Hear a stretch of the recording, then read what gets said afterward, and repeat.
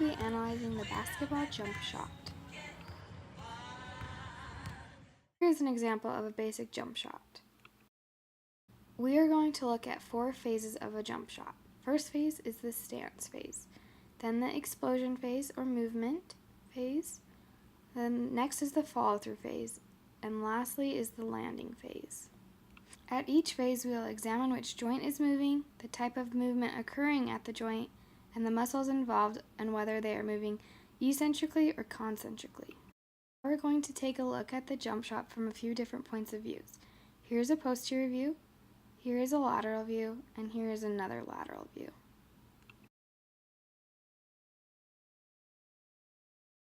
I will begin at the feet and work my way up. First, the talocrural joint is in dorsiflexion, which means the angle between the shin and toes are being pulled towards the anterior aspect of the leg.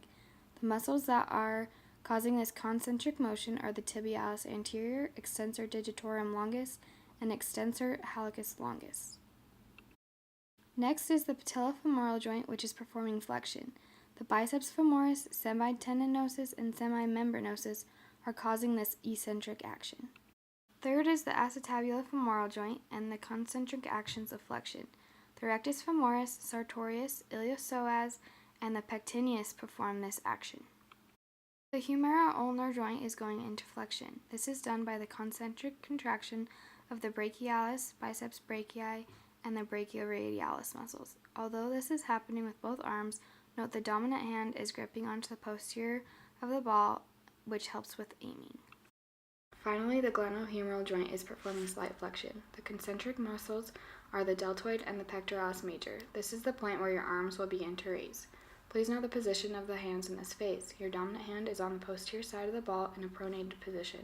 A common error is shooting with 2 hands, which affects your control of the shot. The proper technique is to have one hand on the lateral side and the other hand on the posterior side. Make sure to keep your elbow in front of you to shoot with accuracy. The explosion or the movement phase is next, starting off with the talocrural joint from dorsiflexion, then enters into plantar flexion. This is done concentrically by the gastrocnemius, soleus, flexor hallucis longus, flexor digitorum longus, and the tibialis posterior. Following the ankle, the patellofemoral joint extends concentrically by the vastus intermedius, vastus lateralis, vastus medius, and rectus femoris. It is important to use these muscles to launch above the defender. Many people assume that the strength comes from your arm in a jump shot, but the strength is mostly important in your legs. The acetabulofemoral joint goes into extension. The gluteus maximus, biceps femoris, semitendinosus, and semimembranosus play a large concentric role here. The elbow joint, or the humero-ulnar joint, is slightly more flexed in this phase. The brachialis, biceps brachii, and brachioradialis are still performing a concentric action. The arm has moved superiorly in this phase. Following this comes the concentric movement of the glenohumeral flexors. The muscles in this action are the deltoid and the pectoralis major.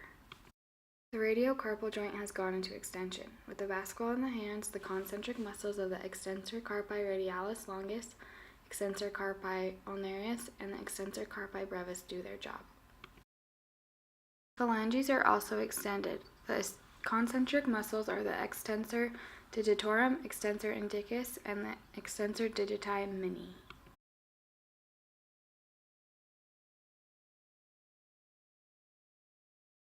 The follow-through phase is next, which is crucial to the accuracy of the shot. The talocrural joint has moved into plantar flexion. The gastrocnemius, soleus, flexor hallucis longus, flexor digitorum longus, and tibialis posterior are performing a concentric movement. Patellofemoral joint remains in extension, performed by the vastus intermedius, vastus medialis, vastus lateralis, and rectus femoris. As well as the patellofemoral joint, the acetabulofemoral joint also remains in extension.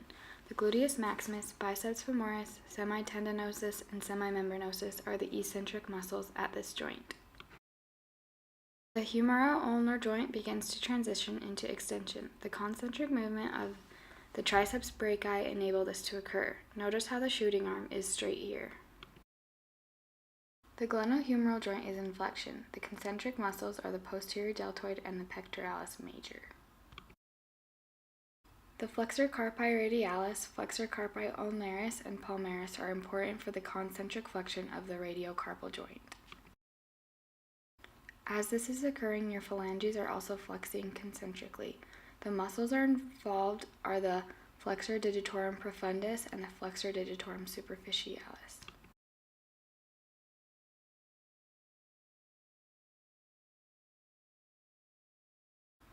The final phase is one that may cause many injuries, the landing phase. It is important to minimize the force here to save your meniscus. Your talocrural joint begins in plantar flexion as you begin to touch the ground, ending in dorsiflexion.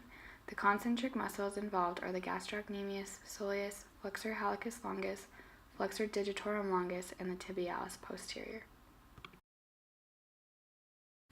Here the patellofemoral joint heads back into flexion. A square and soft landing will cause more stability here.